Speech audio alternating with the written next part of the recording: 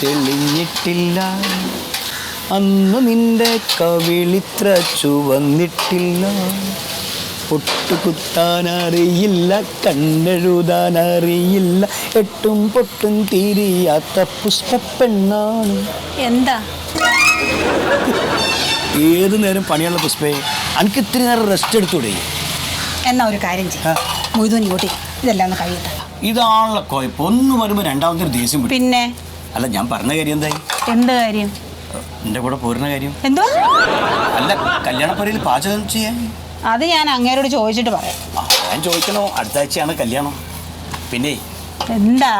പുഷ്പേൻ്റെ മീൻകറിയും എൻ്റെ ദം ബിരിയാണി ആകുമ്പോ അതിനൊരു കോമ്പിനേഷൻ ഉണ്ട്. അതാ മൊയ്തു, നിന്റെ ആ ദം ബിരിയാണിന്റെ രഹസ്യം ഒന്ന് പറഞ്ഞതാ. ദം ബിരിയാണി ഉണ്ടാക്കണേ അത് ഞാനങ്ങനെ ആരോടും പറയില്ല. പക്ഷെ പുഷ്പ ചോദിച്ചാൽ ഞാൻ പറയാണ്ട്. അതായത് ഈ ദം ബിരിയാണി ഉണ്ടാക്കുമ്പോൾ നമ്മൾ ബസുമതി അരി തന്നെ ഉപയോഗിക്കണം. പിന്നെ അതിൻ്റെ അകത്ത് അണ്ടിപ്പരിപ്പ്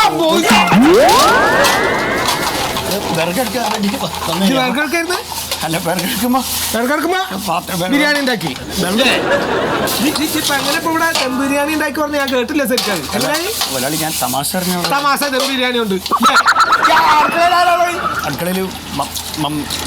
മാമേ അല്ല, മമ്മതെ ഒരു പണി പറഞ്ഞ കൂട്ടാക്കൂല. എന്നിട്ട് അപ്പം ഇവിടെ ഇരുന്നിട്ട് ദം ബിരിയാണി ഉണ്ടാക്കാൻ നിൽക്കുക. അല്ല, ഇതപ്പൊ ആരപ്പ ഈ ചട്ടിയുടെ ഈ അരപ്പൊക്കെ ഇങ്ങനെ എടുത്തോണ്ടെന്ന് കഴിക്കാൻ വന്നത്? സുമേഷേട്ടൻ കൊണ്ടിട്ടു. എടാ, ഞാൻ പറഞ്ഞിട്ടില്ല ഈ ജാതി അരപ്പൊക്കെ എത്ര ഉണ്ടെങ്കിൽ ഇത്തിരി ചൂടുവെള്ളം വെച്ച് ഒന്ന് ഉപ്പിട്ട് കളിക്കി കഴിഞ്ഞാൽ ആ പൊറാട്ടക്ക് ഞാറായില്ലേ? എന്തിനാണ്ട് അങ്ങക്കൊക്കെ സംഭവം തരാൻ ഞാൻ ഈ ജാതി പണി കാട്ടി കൂട്ടണത് അല്ലേ? ഇതിങ്ങനെ ടാട്ടിക്കൊണ്ടിരിക്കണ്ടാണ് കുറച്ച് കഴിക്കാങ്ങള്. അവരെ പണി ചോദിച്ചു വരുമ്പോ കൊടുത്താലും പോരാ, പാത്രം മാറ്റി കൊടുക്കും. കയറുന്ന നശിപ്പിക്കാൻ നിൽക്കാണ് ഈ പന്നികളും എല്ലാം കൂടി. അതുകൊണ്ട് പഠിച്ചിട്ടോ.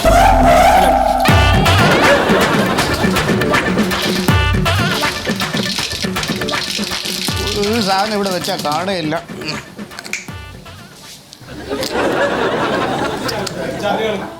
എന്ത് ചെയ്യുന്ന ആലോചിച്ചോക്ക് ചങ്ങായി. ഇതെന്താ ഇവിടെ പോയിക്കുന്നത്? പൊറോട്ടയ്ക്ക് ഗ്രേവി.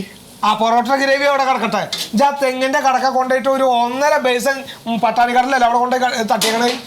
അതിപ്പോ നമ്മളൊരു ബസ്സിൽ കുറച്ച് ടൂറിസ്റ്റുകൾ വന്നല്ലോ, വെജിറ്റേറിയൻ ആയിരുന്നു. അവര് കഴിച്ചതിന്റെ ബാക്കിയെല്ലാം കൂടെ കൊണ്ട് കളഞ്ഞതാ. ഇയാളെ ചങ്ങായി അന്നോട് ഞാൻ പറഞ്ഞിട്ടില്ല ഇവിടെ വന്ന പട്ടാണിക്കടല ഇജ്ജ് കളയരുത്. 3 ആഴ്ച നിൽക്കും പട്ടാണിക്കടല. പ്ലാസ്റ്റിക് പോലത്തെ സാധനമാണ്.